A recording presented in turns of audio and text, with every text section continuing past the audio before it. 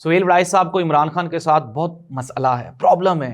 अमूमन इमरान खान को कभी कांटा कहते हैं, कभी इमरान खान को भेड़िया कहते हैं, कभी इमरान खान को बकरी कहते हैं, लेकिन ये आपके अंदर का गर्दो गुबार होता है जो आपकी ज़ुबान से बाहर निकल जाता है।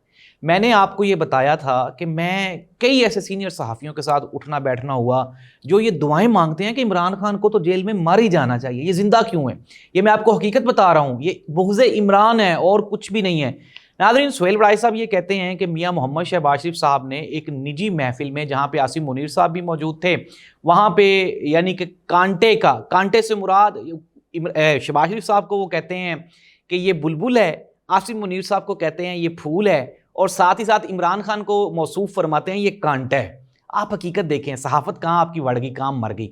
अच्छा, अब सुहेल वड़ाई साहब का इंकिशाफ सुन लें। वो कहते हैं जी कि जो फूल और बुलबुल के दरमियान आपस में गुफ्तगू हुई, यानी कि मियां शहबाज शरीफ साहब और आसिम मुनीर साहब के दरमियान, और कांटे का जिक्र हुआ, यानी इमरान खान का जिक्र हुआ, और ये कहा गया, शहबाज शरीफ साहब ने यह गिला किया कि मैं बारहा इमरान खान को बातचीत का पैगाम भिजवा चुका हूं, लेकिन आगे से इमरान खान की तरफ से कभी कोई पॉजिटिव रिस्पॉन्स नहीं आया।